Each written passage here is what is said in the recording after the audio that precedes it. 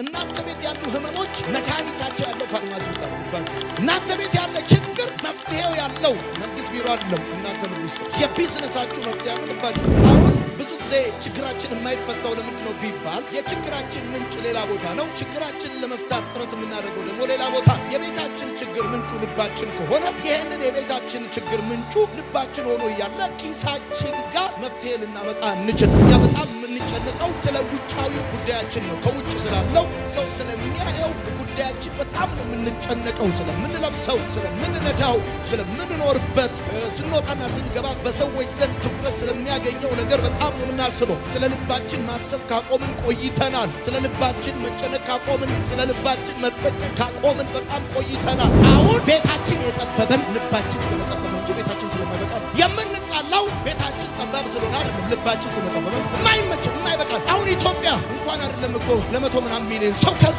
3 እጥፍ ቢጨመር እኮ ኢትዮጵያ ይበቃል እኮ።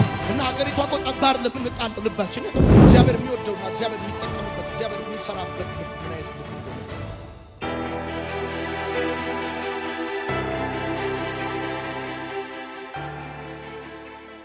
ዛሬ የምንካፈለው የእግዚአብሔር ቃል ሐሳብ ልብህን ጠብቅ የሚል ይሆናል። መጽሐፍ ቅዱሳችን እንደምታውቁት በተለያዩ ጉዳዮች ላይ በጣም መሰረታዊ ነገሮችን ለህይወታችን የሚጠቅሙ ለክብር፣ ለበረከትና ለእድገት፣ ለጤንነት፣ ለዘላለም ደስታና ሹመት የሚሆኑ ድንቅ የህይወት ቃሎችን የሚሰጠን ውድ መጽሐፍ። በዚህ አሁን ባነበብኩላችሁ የእግዚአብሔር ቃል ክፍል እንደምታነቡት በአዲሱ ትርጉም ከሁሉ በላይ ልብህን ጠብቅ የህይወት ምንጭ ነውና ብሎ ይናገራል። ከሁሉ በላይ ልብህን ጠብቅ የህይወት ምንጭ ነውና ሲል ሰው የሚጠብቃቸው፣ ሰው ላለማጣት የሚጠነቀቅላቸው፣ ሰው እንዳይወሰድበት፣ እንዳይጠፋበት፣ እንዳይበላሽበት በጣም በትኩረት የሚከታተላቸው ብዙ የግል ጉዳዮች አሉት። መጽሐፍ ቅዱስ በዋነኛነት የሚያሳስበው ሰው ብሩን እንዲጠብቅ፣ ሰው ዕቃውን እንዲጠብቅ፣ ሰው ልብሱን እንዲጠብቅ፣ መኪናውን እንዲጠብቅ፣ ቤቱን እንዲጠብቅ ሳይሆን ሰው ልቡን እንዲጠብቅ ከሁሉ በላይ። አዎ ሌሎች ነገሮችም ጥበቃ ያስፈልጋቸዋል። ነገር ግን በጣም መሰረታዊውና ዋነኛው ጉዳይ ደግሞ ልብህ እንደሆነ የእግዚአብሔር ቃል ይነግረናል። ጥበቃ የሚደረግለት ነገር አስፈላጊ ነገር ሲሆን ብቻ ነው። ሰው አስፈላጊ ነገሩን ነው የሚጠብቀው። ሰው ውድ የሆነውን ነገሩን ነው የሚጠብቀው። ሰው ዋጋ ያለውን ነገሩን ነው የሚጠብቀው። በቤታችሁ ውስጥ እንኳን ምንም እንኳን ገንዘብ አውጥታችሁ የገዛችኋቸውን ብዙ ነገሮች ቢኖሩም በጣም ጥበቃ የምታደርጉላቸው ውድ ለሆኑት የእናንተ አስፈላጊ ለሆኑ ነገሮቻችሁ ትልቅ ዋጋ የከፈላችሁባቸው፣ ትልቅ ዋጋ ያወጣችሁባቸውን በጥንቃቄ እንደምትጠብቁት ወርቃችሁን፣ አልማዛችሁን፣ ጌጣችሁን ወይም ሌሎች ነገሮቻችሁን ጥበቃ እንደምታደርጉላቸው ልክ እንደዛ። ስለዚህ የእግዚአብሔር ቃል ከሁሉ በላይ ልብህን ጠብቅ፣ ጥበቃ አድርግለት ብሎ ሲል ጥበቃ የሚደረግለት ነገር አስፈላጊ የሆነ ነገር ሲሆን ብቻ ነው። ደግሞ የጥበቃው ደረጃ የአስፈላጊነቱንም ደረጃ ይነግራችኋል። በቤታችን ብዙ ነገሮች አሉ፣ የምንጠብቃቸው ነገሮች አሉ። ግን ደግሞ የጥበቃቸው መጠን ሁሉም አንድ አይነት አይደለም። እንደ ዋጋቸው፣ እንደ ልካቸው፣ እንደ ክብራቸው የጥበቃቸው መጠንም ልክ እንደዛው ይለያያል። የእግዚአብሔር ቃል በጣም የሚነግራችሁ ይሄንን ነው ወዳጆቼ። ሰይጣን የሚፈልገው ብራችሁን አይደለም፣ ልባችሁን ነው። ሰይጣን የሚፈልገው ገንዘባችሁን፣ ስራችሁን፣ ጉልበታችሁን፣ ዕቃችሁን፣ መኪናችሁን፣ ሱቃችሁን፣ ልብሳችሁን፣ ጌጣችሁን አይደለም የሚፈልገው። ሰይጣን የሚፈልገው በዋነኛነት ልባችሁን ነው። የእግዚአብሔርን ቃል ሲናገር ከሁሉ በላይ በቀድሞ ትርጉም አብቀህ ልብህን ጠብቅ ብሎ ይናገራል። ወዳጆቼ ለምንድን ነው ልባችንን እንድንጠብቅ የእግዚአብሔር ቃል የሚያዘን? ነገሮች ለጥቂት ጊዜ በአይምሯችን ከቆዩ በኋላ ወደ ልባችን ይገባል። ወዳጆቼ ልብህ ደግሞ በምትሰማውና በምትቀበለው ነገር የሚገነባ ነው። የሰማችሁት እንደሰማችሁት ብቻ አይቀርም። ያያችሁት እንዳያችሁት ብቻ አይቀርም። ልብ የሚገነባው ከምትሰሙትና ከምትቀበሉት ነገር ነው። ሰው በሚሰማውና በሚቀበለው ነገር ነው ልቡ የሚገነባው፣ ልቡ የሚዋቀረው፣ ልቡ የሚሰራው። የእግዚአብሔር ቃል ምን እንደምትሰሙ ተጠበቁ የሚለን የሚገባው ነገር በህይወታችን ውስጥ ዋነኛ የሚወስነው ነገር ልባችን ስለሆነ ነው። ስለዚህ አንድ ነገር ለጥቂት ጊዜ በአይምሯችን ገብቶ ወይም ቆይቶ ከዛ በኋላ ወደ ልባችን ሊገባ ስለሚችል ማለት ነው። ስለዚህ በጣም ማወቅ ያለባችሁ መሰረታዊ ነገር ምንድን ነው ከተባለ ክፉ ነገር ወደ ልባችሁ እንዳይገባ በጣም መጠንቀቅ አለባችሁ። ምክንያቱም ወደ ውጭ የሚወጣው ወደ ውስጣችሁ እንዲገባ ከፈቀዳችሁት ስለሆነ ሰው ከውስጡ የሚያወጣው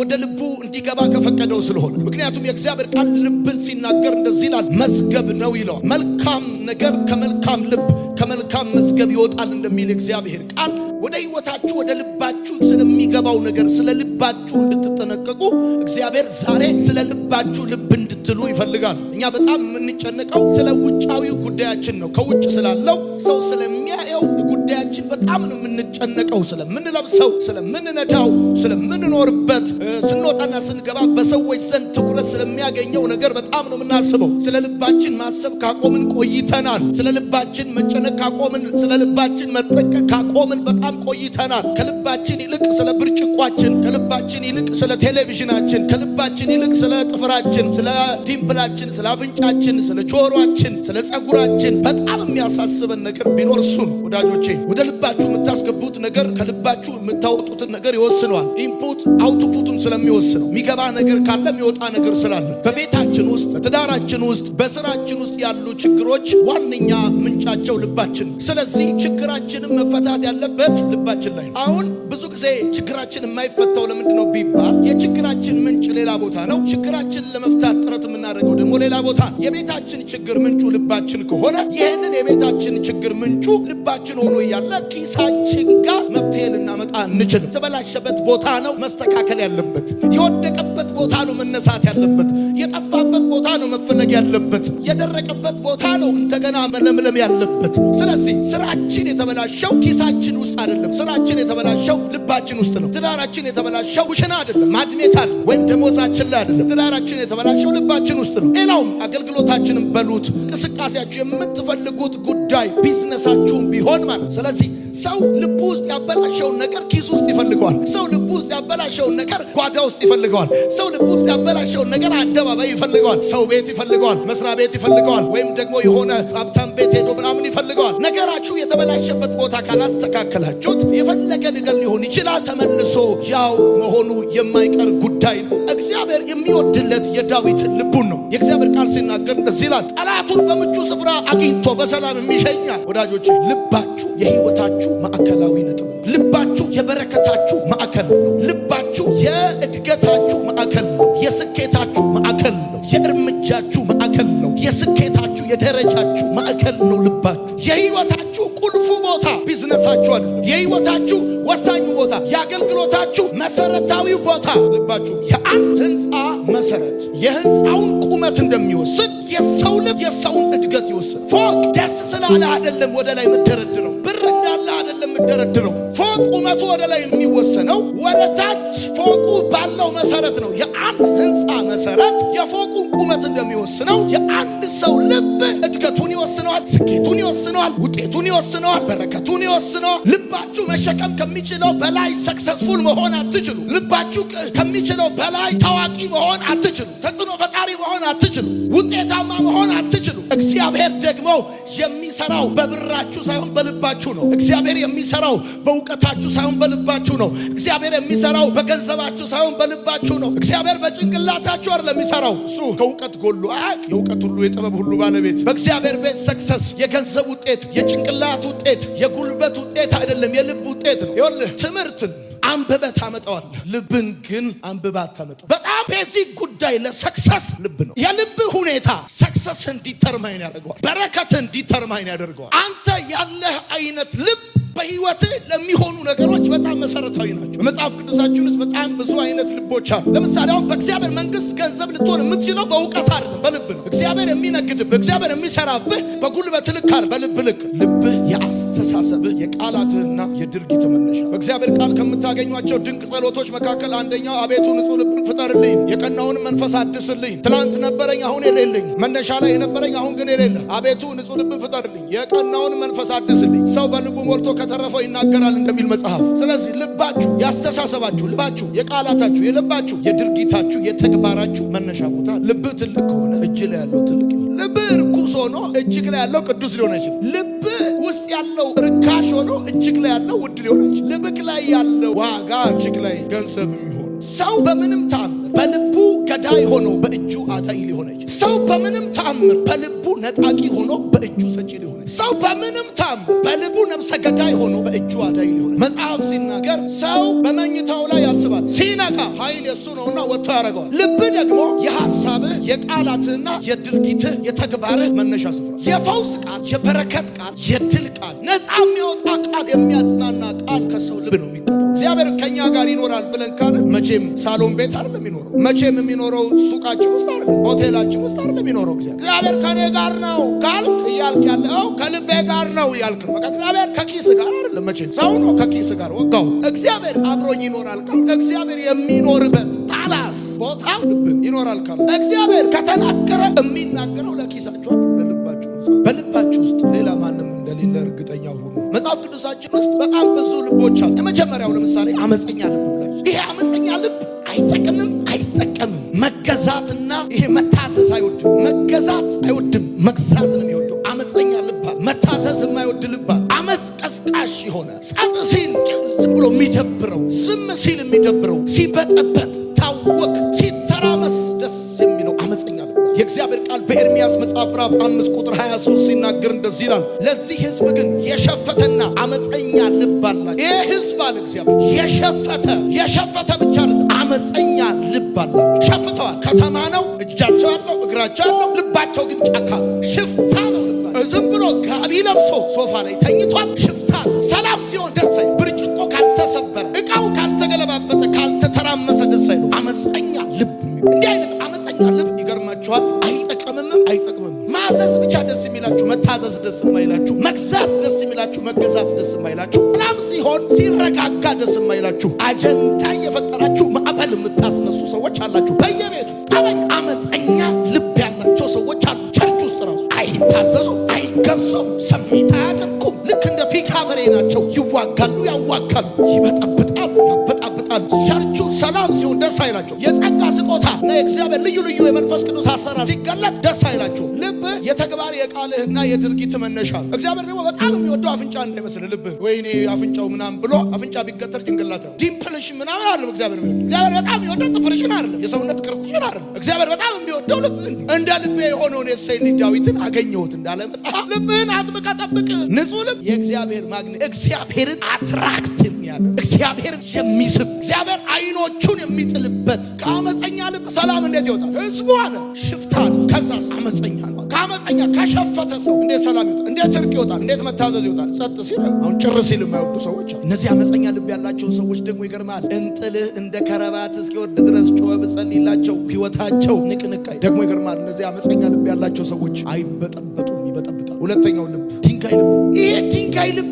አይጠቅምም፣ አይጠቀምም። ይገርም ድንጋይ ልብ ማለት ምላሽ የማይሰጥ አይ ላቭ ዩ ሶ ማች ብትለው አይ ላቭ ዩ ቱ አይል አም ሶሪ ብትለው ምንም ምላሽ አይሰጥም። ይገርማል። ክንችር ያለ ከሸሩ ለፍቅር ምላሽ አይሰጥ፣ ለቁጣ ምላሽ አይሰጥ፣ ለምንም ነገር ምላሽ አይሰጥም። ምንም ነገር የማይሞቀው የማይበርደው ልብ፣ ከራሱ ውጪ ለሌላው ቦታ የሌለው ልብ ማለት ነው ድንጋይ ልብ። ለራስ የሆነ ሰው እስቲም ለራሱ፣ ማሳጅ ለራሱ፣ ሳውና ለራሱ፣ ሁሉን ነገር ለራሱ፣ ከራሱ ውጪ ለሌላ ምንም ቦታ የለም። እሱ ከተቀመጠ፣ እሱ ከበላ፣ እሱ ከጠጣ፣ ሌላ እሱ ከለበሰ፣ ሌላው ቢበርደው፣ ሌላው ቢርባው፣ ሌላው ቢከፋው፣ እሱ ከሳቀ፣ ሌላው ቢያለቅስ ያልሆነ እግዚአብሔር እንደዚህ ያለ በሕዝቅኤል መጽሐፍ ምዕራፍ 11 ቁጥር 9 ከስጋችሁ ውስጥ የድንጋይ ልብ አወጣለሁ። ሶስተኛው የማያምን ልብ። ይህ የማያምን ልብ ይገርማችኋል፣ በጥያቄ የተሞላ ፉል ኦፍ ኩዌሽን። ሰብከው አይደለም ኢየሱስን ቀራንዮን ራሱ ቢደገምለት ማያምን ኢየሱስ ክርስቶስ ወደ ኋላ ልክ እንደ ፊልም ወደ ኋላ ወስዳችሁት 2000 ዓመት ወደ ኋላ ሄዶ ኢየሱስ በተሰቀለበት ዘመን እንደ ዝም ብሎ አስገኝታችሁት አየኸው ወይ ንጉሡ ብትሉት ማያምን። በዕብራውያን መጽሐፍ ምዕራፍ 3 ቁጥር 12 የእግዚአብሔር ቃል ሲናገር እንደዚህ ይላል፣ ክፉና የማያምን ልብ በእናንተ በአንዳችሁ እንዳይኖር ተጠንቀቁ። አሁን ብዙ ሰው አባቱን አያምንም፣ እናቱን አያምንም፣ ጓደኛውን አያምንም፣ ቤተሰቡን አያምንም። የማያምን ልብ ጥያቄ ብቻ ይሆናል። አራተኛ የአውሬ ልብ። በዳንኤል መጽሐፍ ምዕራፍ 4 ቁጥር 16 የእግዚአብሔር ቃል ሲናገር እንደዚህ ይላል፣ ልቡም ከሰው ልብ ይለወጥ፣ የአውሬም ልብ ይሰጠው፣ ዘመንም ይለፍበት። የአውሬ ልብ ምን አይነት ልብ ነው ካላችሁ፣ ከሰው የማይገጥም ልብ ብላችሁ። ሰው ቤተሰብ ሲሰበሰብ ጓዳ ነው የሚቀመጠው። ቤተሰብ ወደ ጓዳ ሲገባ እሱ ወደ ሳሎን። ኮንፈረንስ ካለ አይመጣም፣ ትምህርት ካለ ይቀራል፣ ችግር ካለና እድሩ ስብሰባ ጠርቷል ካለ ይመጣል። ከቤተሰብ የማይገጥም ከሰው የማይገጥም የአውሬ ልብ። ተቃራኒ መሆን የሚያስደስተው ልብ። ከእናቱ ተቃራኒ፣ ከአባቱ ተቃራኒ፣ ከእህቱ ተቃራኒ። አትቃም ካሉት ደስ አይሉም፣ አትጠጣ ካሉት ደስ አይሉም፣ ይጠጣል። ተቃራኒ መሆን ሳይሆን አምስተኛ ቂመኛ ልብ። እንዲህ አይነት ልብ አይጠቅምም። ቀን የሚጠብቅ ልብ፣ ይቅር የማይል ልብ፣ እንደተደረገበት ሊያደርግ ለበቀል ቀን የሚጠብቅ ልብ፣ እግዚአብሔር የሚጸየፈው ልብ፣ ቂመኛ ልብ። መጽሐፍ ቅዱስ በማቴዎስ ወንጌል መጽሐፍ ምዕራፍ 18 ቁጥር 35 ሲናገር እንደዚህ ይላል፣ ከልቡ ይቅር ባይል ማለት ፕሪቴንድ የሚያደርግ ይቅር የማይል ልብ ቂመኛ። አንተ እኮ ረስተዋል እኮ ጉዳዩ፣ እሱ አይረሳም። ስድስተኛ የሳተ ልብ ደግሞ በዘዳግም መጽሐፍ ምዕራፍ 11 ቁጥር 16 ላይ እግዚአብሔር ቃል ሲናገር እንደዚህ ይላል፣ ልባችሁ እንዳይስት ፈቀቅ እንዳትሉ። የሳተ ልብ አለ። ሌሎች አማልክትን እንዳታመልኩ እንዳትሰግዱላቸው ማለት ልባችሁ እንዳይስት። ኦሪጂናል ነገር የሚጠላ ሃይ ኮፒ የሚወድ አርቲፊሻል የሚወድ መንገድ የማይወድ ውጤት የሚወድ መንገድ በቃ ልብ ነው። አናን ሰው አይታችኋል። ብርም ቢኖረው ኦሪጂናል ነገር መግዛት የማይወድ ልብ። የሳተ ልብ ማለት በጨረታው የማይገደል መጣለው ብሎ ሐሳቡን ሊቀይር ይችላል። ምክንያት ባይኖረው እንደዚህ ነው የሚለው፣ ልባችሁ እንዳይስት ፈቀቅ እንዳትሉ፣ ለጣዖት ለአማልክቶችም እንዳትሰግዱ፣ እንዳትከተሏቸው፣ እንዳታመልኳቸው። እግዚአብሔርን እያመለኩ አደሴታይ የቆየ ከመሰላቸው ወደ ጣዖት ፊታቸውን ለማዞር የማይደብራቸው። ሰባተኛና የመጨረሻው የቆሰለ ልብ። ይሄ የቆሰለ ልብ አይጠቅምም ባይዘው የተጠቃ ልብ አለ፣ የሚሰቃይ ልብ። በመዝሙር 109 ቁጥር 22 እንደዚህ ይላል፣ ልቤም በውስጤ ቆስሏል። እግዚአብሔር የሚወደውና እግዚአብሔር የሚጠቀምበት እግዚአብሔር የሚሰራበት ልብ ምን አይነት ልብ እንደሆነ የሚዘምር ልብ። የቆሰለ ልብ ወይም ደግሞ አመፀኛ ልብ፣ የድንጋይ ልብ፣ የሳተ ልብ ምናምን ብቻ ቂመኛ ልብ ብቻ እንዳይመስላችሁ ያለው የሚዘምር ልብ። በኤፌሶን መጽሐፍ ምዕራፍ 5 ቁጥር 19 ሲናገር ለጌታ በልባችሁ ተቀኙ ዘምሩለት ይላል። ይሄ ልብ ይገርማል፣ ደስተኛ። ይሄ ልብ በጣም ፈጣን ልብ ነው፣ በኃይል የተሞላ ልብ ነው፣ በመንፈስ ቅዱስ ሐሴት የሚያደርግ ነው። መድኃኒት የሆነ ልብ፣ ደስተኛ ልብ መልካም መድኃኒት ናት እንደሚል እናንተ ቤት ያሉ ህመሞች መድኃኒታቸው ያለው ፋርማሲ ውስጥ አይደለም፣ ልባችሁ ውስጥ። እናንተ ቤት ያለ ችግር መፍትሄው ያለው መንግስት ቢሮ አይደለም፣ እናንተ ልብ ውስጥ ነው። የቢዝነሳችሁ መፍትሄ ያለው ልባችሁ ውስጥ ነው። የሚዘምር ልብ ደግሞ አለ። ቢጎልበትም ይዘምራል፣ ቢከፋበትም ይዘምራል፣ ቢጨልም ይዘምራል፣ ቢነጋም ይዘምራል። በቃ እንደው ዝም ብሎ በአማረ ቅኔ ይላል። እንደዚህ አይነት ሰው ሲያንጎራጉር ራሱ ብሎ የደስታ መንፈስ ይመጣብሃል። ሳታውቁት የሚዘምር ልብ ከዚህ ጊዜ ጀምሮ ይሰጣችኋል። ሳይሳካም ይዘምራል፣ በጨለማ ይዘምራል፣ እስር ቤት ይዘምራል። ጳውሎስ የሚዘምር ልብ ስላለው ነው። እባክህ አፍንጫውን ተመቶ ከንፈሩ አጦ አይኑ መልሶ ደም በደም ሆኖ ጨርቅ አድርገው ቀጥቅጠውት እጁ ላይ ሰንሰለት አስገብተው ከግንድ ጋር ጠርቀውት ሌሊት ላይ ይዘምራል። ይሄ ሰውዬ እባክህ የሚዘምር ልብ አለው። ሁኔታን ያለፈ ልብ አለው። ይገርምሃል። ዛሬ በጌታ በኢየሱስ ስም የሚዘምር ልብ ተደረገላችሁ። እግዚአብሔር የሚሰራው በብራችሁ አይደለም በልባችሁ ነው ብያችኋለሁ። ይሄ ከሚዘምር ልብ ጋር እግዚአብሔር ስራ መስራት ይችልበታል። ከሚያጉረመርም ከሚያላዝን ከሚጨቃጨቅ ልብ ጋር እግዚአብሔር የሚሰራው ከሚዘምር ጋር። መዝሙርን በሌሊት ይሰጣል። ይሄ ልብ ይገርማል። ሌሊት መዝሙር ይቀበላል፣ ይዘምራል። ድምፅ ኖሮ ስትዘምር የገቢ ምንጭ ነው። በመከራ ውስጥ መዘመር ግን ክርስትና ነው። ክርስትና በመከራ ውስጥ፣ በእሳት ውስጥ፣ በወጀብ ውስጥ፣ በተግዳሮት ውስጥ መዘመር ክርስትና ነው። አምልኮ ለሚገባው በማይቋረጥ ሁኔታ እግዚአብሔር ምስክሬ ነው። ዛሬ እግዚአብሔር እንደዚህ ያደርግላችኋል። ከምንም የማይወሰድ ዝማሬ ደስታ በላያችሁ ላይ ይሆናል። የደስታን ቅባት ቀባውት፣ ከወንድሞቹ ይልቅ የደስታን ቅባት ቀባው ተብሎ እንደተጻፈ የልብ ጉዳይ የመቅደምና የመቀደም ጉዳይ ነው። የድልና የሽንፈት ጉዳይ ነው። የማግኘትና የማጣት ጉዳይ ነው። ሰው በእጁ የሚያጣው በልቡ ሲያጣ ነው። ሰው በእጁ የሚያነክሰው፣ ሰው በእጁ የሆነ ነገር የሚሆን በእግሩ የሚያነክሰው በልቡ ሲያነክስ ነው። ልብ ቤሲክ ጉዳይ ነው። እግዚአብሔር የሚሰራው በብር አይደለም፣ በልብ ነው። ጠላታቸውን በምቹ ስፍራ አግኝተው በሰላም የሚሸኙ ግን ሰዎች የሌላ ሰው ነገር ግድ የሚላቸው። ድሮ የሌላ ሰው ነገር ግድ ይለኝ ነበረ። አሁን የሆኑ ነገሮች አይምሮ ሲቆይ ወደ ልብ የገቡ መሰለኝ። የሌላ ሰው ነገር ግድ አይለኝም ብለህ ማመን አለብህ። ልብ ነው ብራዘር። ልብ እግዚአብሔር ካንተ ጋር ወክ እንዲያደርግ የሚያደርገው ልብ ከልብ ጋር ወክ የሚያደርገው። ኢኮኖሚ ቢወጣ ኢኮኖሚ ቢወርድ ሰው ነው። ኢኮኖሚ ሲወጣ አብሮክ የሚወጣው። ኢኮኖሚ ሲወርድ አብሮክ አይቀጥልም። እግዚአብሔር ግን ይከርምሃል ከልብ ጋር። ዛሬ በጌታ በኢየሱስ ስም እግዚአብሔርን ስቦ የሚያመጣ እግዚአብሔርን በኃይል ማኒፌስት የሚያደርግ የሚገልጥ ልብ እግዚአብሔር ያድርግላችሁ። ሰለሞን እንደዚያ ምን እንዳደረግልህ ትፈልጋለህ? ህዝቡ ብዙ ነው፣ ያለኝ ኃላፊነት ብዙ ነው አለና እንደዚያ ነው። ጥበብ ስጠኛል። እንደ ባህር ዳር አሸዋ ያለ የልብ ስፋት ሰጠዋል። በቃ አንድ ሰው የልብ ስፋት ካገኘ ይገርማል። ሰው ከቢዝነሱ በላይ መስፋት ያለበት ልቡ ነው። ከስራው በላይ መስፋት ያለበት ልቡ ነው። ከአገልግሎትህ በላይ መስፋት ያለበት ልብ ነው። ልብህ ሳይሰፋ ቢዝነስ ቢሰፋ ትጠፋል። ልብህ ሳይሰፋ ስራ ቢሰፋ ትጠፋል። አገልግሎት ቢሰፋ ትጠፋል። አሁን ቤታችን የጠበበን ልባችን ስለጠበበ እንጂ ቤታችን ስለማይበቃ ነው። የምንጣላው ቤታችን ጠባብ ስለሆነ አይደለም፣ ልባችን ስለጠበበን የማይመችን የማይበቃል። አሁን ኢትዮጵያ እንኳን አይደለም እኮ ለመቶ ምናምን ሚሊዮን ሰው ከዚህ 3 እጥፍ ቢጨመር እኮ ኢትዮጵያ ይበቃል እኮ። እና ሀገሪቷ እኮ ጠባብ ለምንጣላው ልባችን የጠበበ ከዚህ በፊት እኮ እኛ ይገርማቸዋል እንኳን እንታረቅ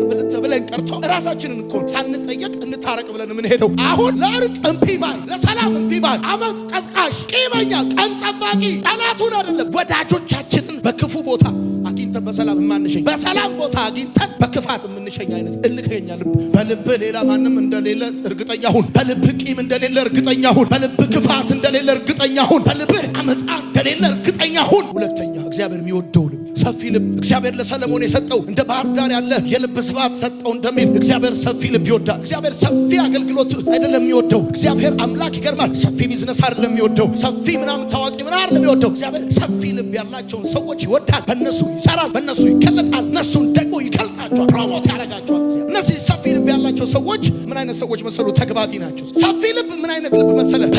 መበደልን የሚሸከም ልብ ነው። ጻፉ። አለመመቻቸትን ወይም ምቾት ማጣትን የሚሸከም ልብ። አሁን ሰፊ ልብ ያላቸው ሰዎች ማለት መሰለ ምቾት ማጣትን ይሸከማሉ። ምን ማለት መሰለ? አሁን የጠበበው ልባቸው ነው ቤታቸው ነው ብለህ ስትል የጠበበው እኮ ልባቸው ነው። ቤታቸው በሰፊ እኮ ነው። ቤታቸው ባለ 3 ክፍል ነው፣ ባለ 2 ክፍል ነው፣ ባለ 4 ክፍል ነው። ግን አብሮ አይቀመጡም። እንደ ስፔን በሬ ይላተማል። ለምንድን ነው ልባቸው የጠበበው ካላችሁ? አለመመቸትን መሸከም አይችሉም። አንዳንድ ሰው በአንድ ክፍል ቤት ውስጥ 7 ሆነው 8 ሆነው አንዳንዶቹ እንደውም ቆጥ ላይ ሁሉ ያድራሉ። ሰፊ ልብ መመቸትን የሚሸከም ልብ አለ። ደግሞ ሰፊ ልብ ያላቸው ሰዎች ምቾትን ራሱ መሸከም ይችላል። በጣም ብዙ ኢትዮጵያዊ ችግርን መሸከም አይደለም ችግሩ፣ ምቾትን መሸከም ነው ችግሩ። በጣም ብዙ ኢትዮጵያዊ ችግሩ ረሃብ አይደለም ጥጋብ። ረሃብ ማጫዋ ነው ያደረገው ኢትዮጵያ። መዋረድን የሚሸከም ልብ ማለት ነው ሰፊ ልብ። መክበርንም የሚሸከም ልብ። ጳውሎስ እንደዚህ ያለ ነው በሁለተኛ ቆሮንቶስ መጽሐፍ ምዕራፍ 6 ቁጥር 11 እናንተ የቆሮንቶስ ሰዎች ሆይ አፋችን ለእናንተ ተከፍቷል፣ ልባችንም ለእናንተ ሰፍቷል። በአገልግሎት ቢሲ የሚሆን ልብ፣ በአገልግሎት ፍሬያማ የሚሆን ልብ፣ ደስተኛ የሚሆን ውጤታማ። በሐዋርያት ሥራ መጽሐፍ ምዕራፍ 16 ቁጥር 14 ላይ የእግዚአብሔር ቃል ሲናገር ጳውሎስ ሲናገር የነበረውን ቃል ታደምጥ ዘንድ እግዚአብሔር ልቧን ከፈተላት እንደሚል። አራተኛው እግዚአብሔር የሚወደው ልብ፣ የሚተባበር ልብ። ሐዋርያት ሥራ መጽሐፍ ምዕራፍ 4 ቁጥር 32 ሲናገር ያመኑትም ሕዝብ አንድ ልብ እንዲሁም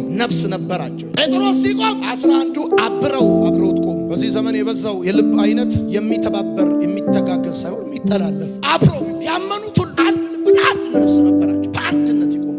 እግዚአብሔር የሚሰራው በልባችሁ፣ እንደዚህ የሚዘረዝራችሁ በልባችሁ። የሚገራርን ሰባኪዎች ባሉበት ሀገር ጥቂቶች ብቻ የሚደመጡት መደመጥ የልብ ጉዳይ እንጂ የጭንቅላት ጉዳይ እንዳልሆነ እንዲገባችሁ። እግዚአብሔር የሚወደው የሚዘምር ልብ ነው። እግዚአብሔር የሚወደው ሰፊ ልብ፣ እግዚአብሔር የሚወደው የተከፈተ ልብ ነው። መጽሐፍ አለ አመፀኛና ኃጢው እንደው ለምልሞ ስታየው እውነት እንዳይመስልህ ስትመለስ ይደርቃል እና ቅን በመሆን የተበለጥክ ከመሰለ ተሸውዳል። ለጊዜው ነው ያማረባቸው የመሰለ ከልተው ነው የሚሉት። አሁን ዛሬ ምጸልይላችሁ አንድ ጉዳይ አለ። ምጸልይላችሁ እኔ በመንፈሴ አይቻለሁ። ድፍን ብር ምንድነው አልኩት? ጌታ እሰረዝራቸዋለሁ፣ አበዛቸዋለሁ። በጌታ በኢየሱስም እግዚአብሔር ይሰራባቸዋል፣ እግዚአብሔር ይጠቀምባቸዋል፣ እግዚአብሔር ለብዙዎች እንድትተርፉ ያደርጋቸዋል። እግዚአብሔር